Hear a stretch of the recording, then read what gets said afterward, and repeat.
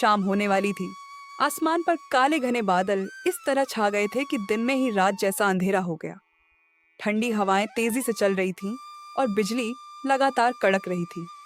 उसी समय शिवा अपनी पुरानी रेहड़ी को धक्का देता हुआ रेलवे फाटक की तरफ जा रहा था। उसकी रेहड़ी पर गर्मा गर्म वेज मोमोज रखे थे। यही उसकी कमाई का एकमात्र सहारा था। शिवा बहुत गरीब था। घर की टीन की छत हर बारिश में टपकती थी। पत्नी मीरा, बूढ़ी माँ और छोटी बेटी गुड़िया उसी की कमाई पर निर्भर थे। घर में राशन भी खत्म होने वाला था। शिवा मन ही मन बोला, हे भगवान, बस आज बारिश मत करवाना। अगर आज मोमोज नहीं बिके तो सारा सामान खराब हो जाएगा और घर का चूल्हा भी नहीं जलेगा। लेकिन जैसे ही उसने रेलवे फाटक के पास अपनी रेहड़ी लगाई, अचानक तेज बारिश शुरू हो गई। लोग अपनी अपनी दुकानों की तरफ भागने लगे। शिवा ने जल्दी से एक पुराना तिरपाल निकालकर अपने मोमोज ढक दिए। खुद पूरी तरह भीग गया, लेकिन अपने खाने को भीगने नहीं दिया। तभी वहां से गुजर रहे हरिराम ने कहा, अरे शिवा, ऐसी बारिश में कौन मोमोज खाने आएगा, घर चला जा। शिवा हल्की मुस्कान के साथ बोला, गरीब आदमी को बीमारी से ज्यादा डर भूख का होता है। सुबह से एक भी प्लेट नहीं बिकी। आज खाली हाथ घर गया तो अपनों की आंखों में कैसे देखूंगा। बारिश अब पहले से भी ज्यादा तेज हो चुकी थी।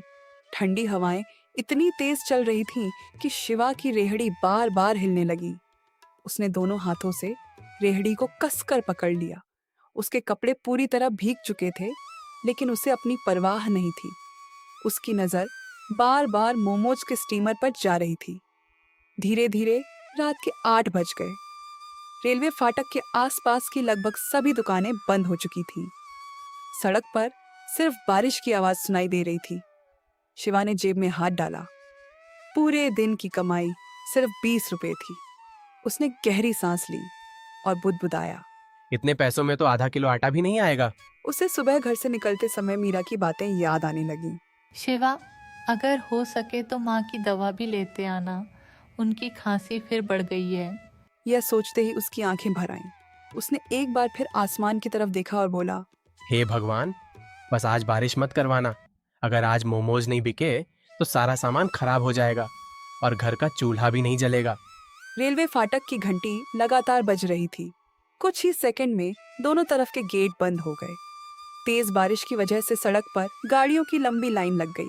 बसें, कारें, ट्रैक्टर और बाइक सभी वहीं रुक गए। शिवा ने एक नजर उन गाड़ियों की तरफ देखा, फिर मायूस होकर दूसरी तरफ देखने लगा। उसे लगा, इतने लोग हैं, लेकिन मेरी किस्मत में शायद आज भी कोई ग्राहक नहीं है। तभी एक सफेद कार के अंदर बैठा करीब 8 साल का बच्चा अपनी माँ से बोला, मम्मी, मुझे बहुत भूख लगी है। सुबह से सिर्फ बिस्कुट ही खाए हैं।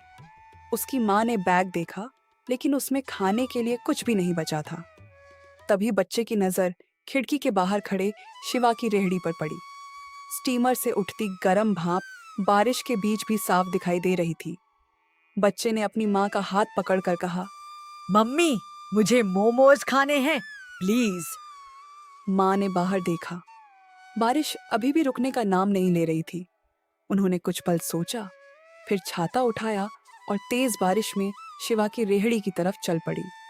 शिवा ने उन्हें अपनी ओर आते देखा, लेकिन उसे यकीन ही नहीं हो रहा था कि इस मौसम में कोई सचमुच उसके पास ग्राहक बनकर आ रहा है। उसने जल्दी से स्टीमर का ढक्कन खोला। गर्मा गर्म भाप हवा में फैल गई और तभी उस महिला ने मुस्कुराते हुए कहा, भैया, एक प्लेट मोमोज मिल जाएंगे? शिवा के चेहरे पर कई घंटों बाद हल्की सी मुस्कान आई। उसने तुरंत स्टीमर का ढक्कन खोला। गर्मा गर्म भाप हवा में फैल गई। उसने बड़े प्यार से मोमोज प्लेट में सजाए। ऊपर से लाल तीखी चटनी, हरी चटनी और थोड़ा सा मसाला डालकर प्लेट उस महिला को दे दी। महिला जल्दी से प्लेट लेकर अपनी कार तक पहुंची। जैसे ही उनके बेटे ने पहला मोमोज खाया, उसके चेहरे पर मुस्कान आ गई। महिला ने भी एक मोमोज चखा। स्वाद इतना अच्छा था कि वह खुद भी हैरान रह गई। महिला ने भी एक मोमोज चखा। स्वाद इतना अच्छा था कि वह खुद भी हैरान रह गई। मैडम, इतने अच्छे हैं क्या? एक बार खाकर देखिए, फिर खुद समझ जाएंगे। भैया, मेरे लिए भी 2 प्लेट बना दीजिए। भैया, एक मेरे प्लेट लिए 2 मोमोज मिल प्लेट। जाएंगे? शिवा के हाथ बिना रुके चलते जा रहे थे। उसके चेहरे पर कई दिनों बाद सच्ची खुशी दिखाई दे रही थी। वह मन ही मन भगवान का शुक्रिया अदा कर रहा था, लेकिन उसे बिल्कुल अंदाजा नहीं था कि अगले कुछ मिनटों में उसकी पूरी रेहड़ी खाली होने वाली है। चारों तरफ बस यही आवाजें सुनाई दे रही थीं। शिवा एक के बाद एक प्लेट तैयार करता जा रहा था। उसके हाथ तेजी से चल रहे थे, लेकिन चेहरे पर थकान नहीं, बल्कि कई दिनों बाद उम्मीद दिखाई दे रही थी। तभी एक बुजुर्ग आदमी मोमोज खाते हुए बोले, बेटा, इतने स्वादिष्ट मोमोज मैंने बड़े शहरों में भी नहीं खाए। तुम्हारी दुकान हमेशा यहीं लगती है क्या? शिवा ने मुस्कुराकर कहा, जी बाबूजी, रोज यहीं आता हूँ, लेकिन आज पहली बार इतनी भीड़ देख रहा हूँ। बुजुर्ग ने प्यार से उसके कंधे पर हाथ रखा और बोले, मेहनत करने वालों को भगवान देर से देता है, लेकिन देता जरूर है। उनकी बात सुनकर शिवा की आंखें नम हो गईं। इसी बीच उसने स्टीमर खोला तो देखा बस आखिरी 10 प्लेट मोमोज ही बची थीं। शिवा समझ ही नहीं पा रहा था कि खुश हो या हैरान। लेकिन तभी भीड़ में से एक आदमी तेज आवाज में बोला, भाई, अगर मोमोज बचे हों तो मुझे एक साथ 10 प्लेट चाहिए। यह सुनते ही शिवा के होश उड़ गए। उस आदमी की बात सुनकर शिवा कुछ पल के लिए बिल्कुल चुप रह गया। उसने स्टीमर के अंदर देखा, सचमुच सिर्फ 10 प्लेट मोमोज ही बची थी। शिवा ने मुस्कुराते हुए कहा, साहब, जितने बचे हैं सब आपके हैं। कुछ ही मिनटों में उसने आखिरी प्लेट भी तैयार कर दी। जैसे ही ग्राहक ने पैसे दिए, शिवा ने स्टीमर का ढक्कन बंद किया। आज उसकी रेहड़ी पर एक भी मोमोज नहीं बचा था। शिवा ने जेब से भीगे हुए नोट निकाले और उन्हें गिनना शुरू किया। एक बार गिने, फिर दोबारा गिने। उसे अपनी आंखों पर यकीन ही नहीं हुआ।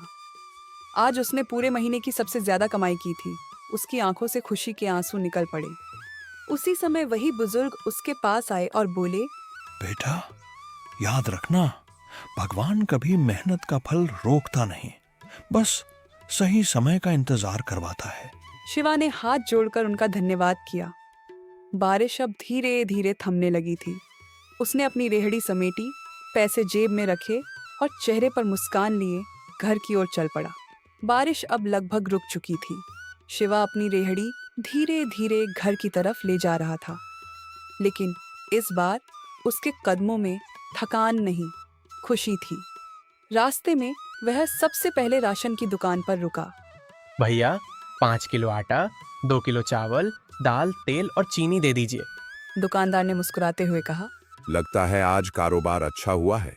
शिवा भी मुस्कुरा दिया। फिर वह मेडिकल स्टोर गया और अपनी माँ की दवा खरीदी। जाते जाते उसे गुड़िया की याद आई।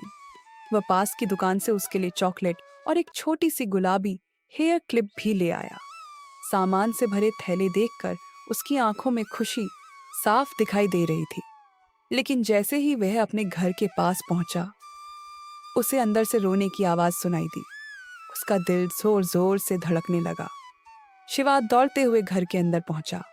उसने देखा उसकी बेटी गुड़िया रो रही थी और मीरा उसे चुप कराने की कोशिश कर रही थी। शिवा घबरा कर बोला, क्या हुआ? सब ठीक तो है? मीरा मुस्कुराई और बोली, डरिए मत, ये इसलिए रो रही थी क्योंकि इसे लगा आज भी आप खाली हाथ आएंगे। शिवा ने बिना कुछ कहे राशन के थैले, दवा और चॉकलेट उसके सामने रख दी। गुड़िया की आंखें चमक उठीं। शिवा ने जेब से पैसे निकाले। शिवा ने जेब से सारे पैसे निकालकर मीरा के हाथ पर रख दिए। इतने सारे नोट देखकर मीरा कुछ पल के लिए हैरान रह गई। इतने पैसे एक ही दिन में? शिवा ने मुस्कुराते हुए पूरी कहानी सुनाई। कैसे बारिश में कोई ग्राहक नहीं था, कैसे रेलवे फाटक बंद हुआ और कैसे देखते ही देखते उसकी पूरी रेहड़ी खाली हो गई। मीरा ने भगवान की तरफ देखकर हाथ जोड़ ली। सच कहते हैं, मेहनत करने वालों को भगवान कभी निराश नहीं करता। अगले ही दिन गांव में हर जगह एक ही चर्चा थी। रेलवे फाटक वाले शिवा के मोमोज जरूर खाना, बहुत स्वादिष्ट होते हैं। और बस यहीं से शिवा की किस्मत बदलनी शुरू हो गई। कुछ महीनों बाद जहां पहले शिवा बारिश में भीगते हुए छोटी सी रेहड़ी लगाता था, वहीं अब उसकी अपनी छोटी सी शिवा मोमोज कॉर्नर नाम की दुकान थी।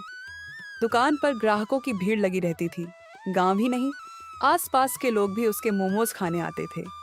गुड़िया अच्छे स्कूल में पढ़ने लगी। माँ का इलाज पूरा हो गया और मीरा के चेहरे पर भी अब हमेशा मुस्कान रहती थी।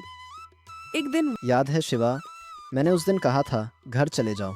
अगर तुम हार मान लेते तो शायद आज ये दुकान कभी नहीं बनती। शिवा ने मुस्कुराकर कहा, जिंदगी में मुश्किलें हमेशा आएंगी, लेकिन अगर इंसान आखिरी पल तक उम्मीद और मेहनत नहीं छोड़ता तो भगवान भी उसका साथ कभी नहीं छोड़ता। बारिश की वही बूंदें जो कभी उसकी सबसे बड़ी दुश्मन लगती थी, आज उसे उसकी सबसे बड़ी जीत की याद दिला रही थी। सीख, किस्मत बदलने के लिए बड़े मौकों की नहीं, मुश्किल समय में हिम्मत न हारने की जरूरत होती है।